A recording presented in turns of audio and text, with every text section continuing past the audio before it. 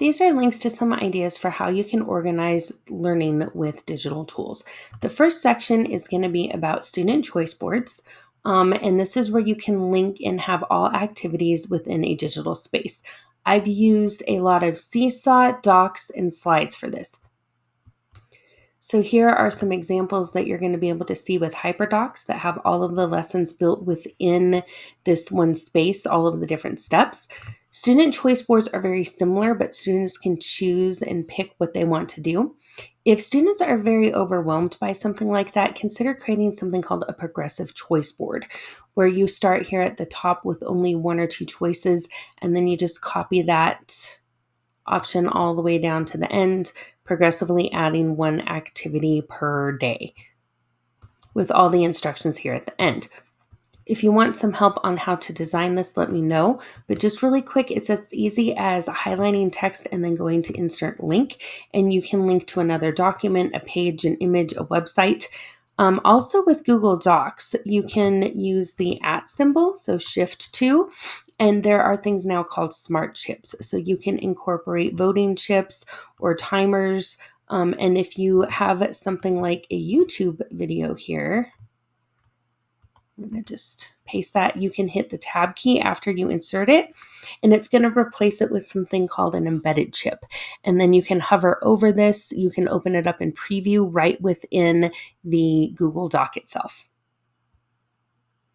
Along with this, I've also inserted a student menu, which is very, very similar to sort of a choice board, but in this, it is linked to slides within a slide deck, so students can pick one of each area to choose from, but all of the information is housed and kept here within Google Slides. So they can pick one of these activities to do, figure out the instructions, and then go here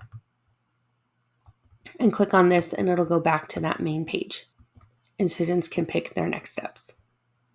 I've also included some options for the littles, which are Seesaw or using slides as well for younger students. So if you go to Seesaw, look and search for choice boards for students or lesson frames, and they have a lot of different activities and how those are built out, as well as using Google Slides for younger students. Now, not just housing work, students can also keep their work organized in a digital space. So one of the things that we tend to use, especially for bilingual SEAL portfolios, are Google Sites. So students can keep all of their work sort of like a digital portfolio within Google Sites. There are a little bit of factors within share permissions to think about for that,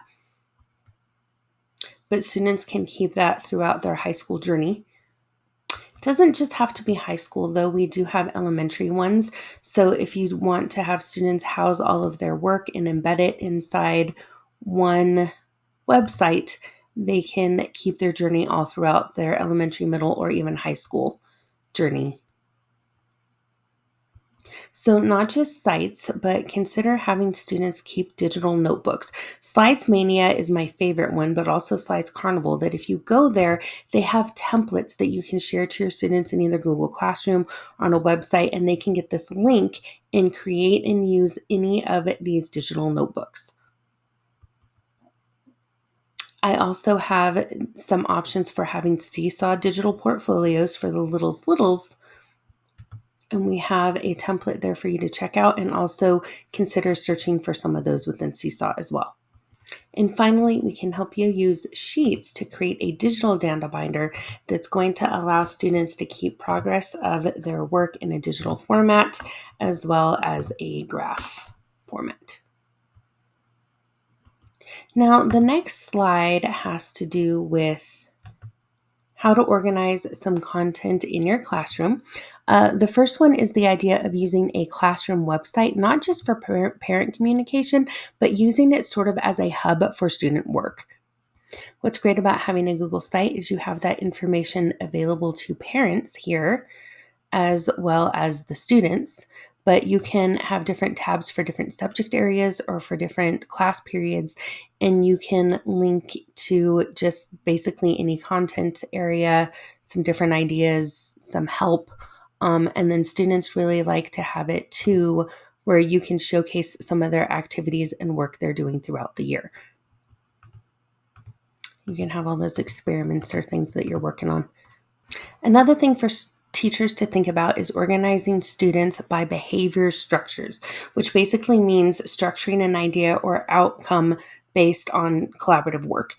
I'm going to get to EduProtocols in a future session, but one of my favorite things is Kagan Cooperative Learning Strategies. Now, if you click on this, it's going to open up this page, which gives you some sort of quick cheat sheets for some Kagan ideas.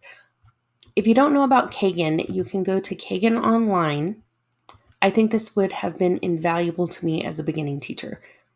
The books and structures and ideas are kind of expensive and you have to pay for them.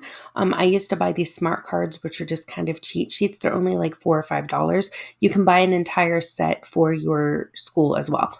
But what I have for you here is this idea of creating a digital version of a sort of Kagan cooperative learning cheat sheet for students. So what I did is I created this here, which is a slide deck, which has a sort of how-to steps on how to complete that cooperative learning strategy. And then there's a video. And I didn't use my students' videos because I'm not sure if I had all the permissions, but I found some online that are just some generic ones. So feel free to.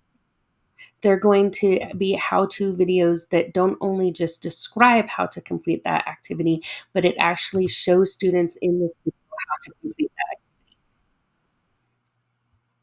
I used to love using my own student videos for these. Sorry. Mm. There we go. I used to love using my student videos for this. And then we had it selected or we kept it throughout the entire year so students can go back and reference those Kagan cooperative learning strategies without me reminding them or showing them. It was just a really quick, probably minute and a half long video. Let me know and I can work with you or your beginning teacher if you want to create some of those videos. Now, this final page talks about creating better slide decks. This is actually created in Prezi, so if you're interested in checking out this Prezi tool, my students loved it. It can make some students sick. But as a beginning teacher, some teachers just dump tons of content into a slide deck. And so the idea of theming them, color coding different sections, having a different color for group work versus individual work. Here's an example of one of using dark colors and white text.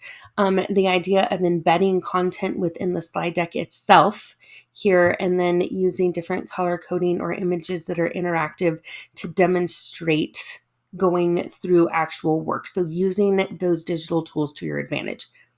And this particular activity has embedded videos inside them and then interactive elements that go forward for each section to better help students kind of see that content. So we can help beginning teachers and you, if you'd like, to utilize that idea of building really good slide decks.